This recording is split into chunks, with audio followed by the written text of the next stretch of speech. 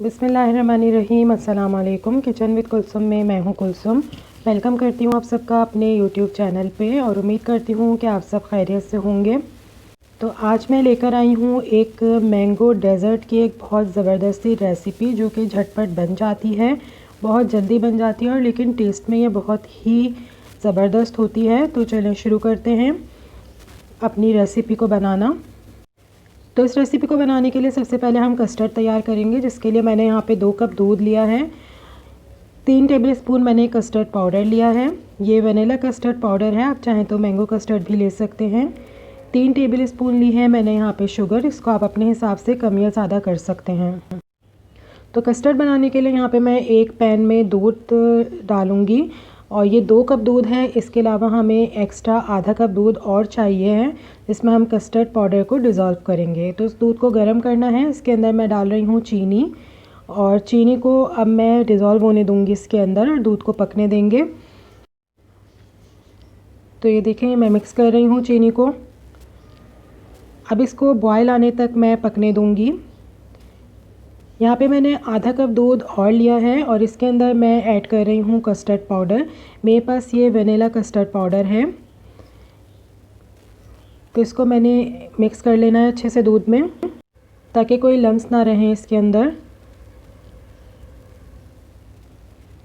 तो देखें ये अच्छे से मिक्स कर लिया है। यहाँ पे हमारे दूध में भी बॉयल आ रहा है।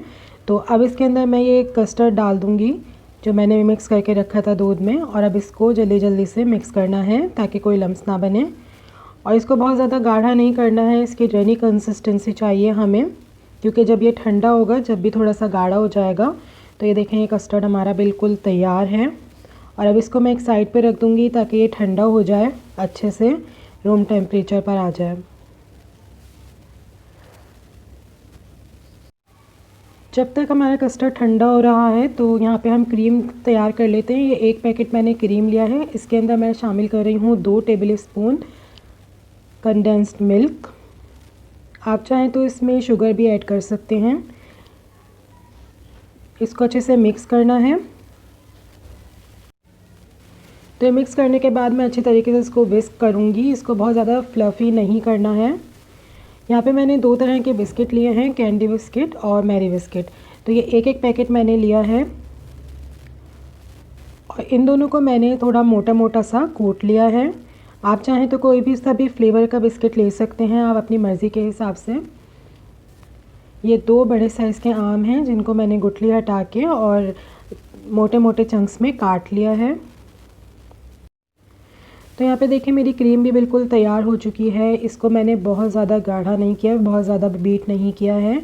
कस्टर्ड ठंडा हो चुका है, आम और बिस्किट भी हमारे तैयार हैं। तो चलो अब असम्बल करते हैं हम अपनी स्वीट डिश को। तो यहाँ पे मैंने एक सर्विंग डिश ली है। तो यहाँ पे मैं सर्विंग डिश में सबसे पहले लेयर लगाऊंगी बिस्किट की। आप चाहें तो इंडिविजुअल कप्स में भी आप इसको असम्बल कर सकते हैं, लेकिन मैं एक सर्विंग डिश में ही इसको बना रही हूँ। तो यहाँ पे सबसे पहले मैंने मैरी बिस्किट की एक लेयर लगा दी है। बिस्किट को मैंने बहुत ज़्यादा बारीक नहीं किया है, थोड़ा मोटा मोटा सा इसको मैंने रोलिंग पिन की मदद से कोट लिया है। अब इसके अंदर सेकंड लेयर जाएगी हमारी क्रीम की। क्रीम को अच्छे तरीके से इसके ऊपर मैं पोर कर दूंगी। तो ये देखें बहुत ज़्यादा मैंने इसको फ्लफ़ी नहीं किया है, बहुत ज़्यादा बीट नहीं किया है। मैंने क्रीम को अच्छे से स्प्रेड कर दिया है इसको मैंने। अब इसके ऊपर मैं आम की एक लेयर लगाऊंगी, जो आम हमने काट के रखे हैं उसकी लेयर जाएगी इसके ऊपर।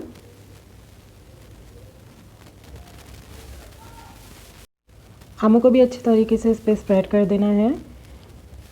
और अभी इसके ऊपर मैं पोर कर रही हूँ कस्टर्ड, जो कि हमारा बिल्कुल ठंडा हो चुका है। इसको भी अच्छे तरीके से पोर कर दिया है मैंने।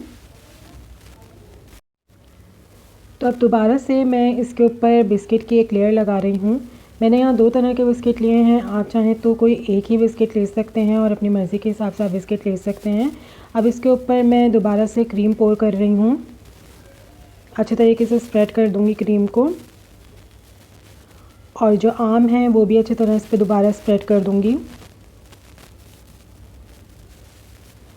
आमों के बाद ये कस्टर्ड जो हमारा बाकी बचा है वो भी इसके ऊपर पोर कर देंगे अच्छे से, और इसको फिर इवनली स्प्रेड कर दूँगी मैं। तो देखिए हमारी सेकेंड लेयर बिल्कुल लग चुकी है और बिल्कुल हमारा जो है संभल हो चुका है ये डेज़र्ट। हमारा ये डेज़र्ट बिल्कुल तैयार है। अब बस इसको मैं ठंडा करने के लिए फ़्रिज में रख दूँगी। 2 से 3 घंटे के लिए इसको ज़रूर फ्रिज में रखें, क्योंकि जितना अच्छा ठंडा होगा उतना ही मज़े का लगेगा। रेसिपी पसंद आई हो तो लाइक करें, शेयर करें और मेरे चैनल को ज़रूर सब्सक्राइब करें। साथ में बेल आइकन ज़रूर क्लिक करें ताकि आपको मेरी नई आने वाली हर वीडियो का नोटिफिकेशंस मिलता रहे। रेसिपी पसंद आई हो तो कमेंट में ज़रूर बताएं कि कैसी लगी आपको। इसको ट्राई ज़रूर कीजिएगा, ये बहुत ही डिलीशियस बनता है, बहुत ही झटपट बन जाता है, इतना टाइम नहीं लगता इसको बनने में और मज़े में तो ये बहुत ही लाजवाब होता है। तो मेरे चैनल को ज़रूर सब्सक्राइब करें और साथ में बेल आइकन ज़रूर क्लिक करें ताकि आपको मेरी वीडियोस मिलती रहें।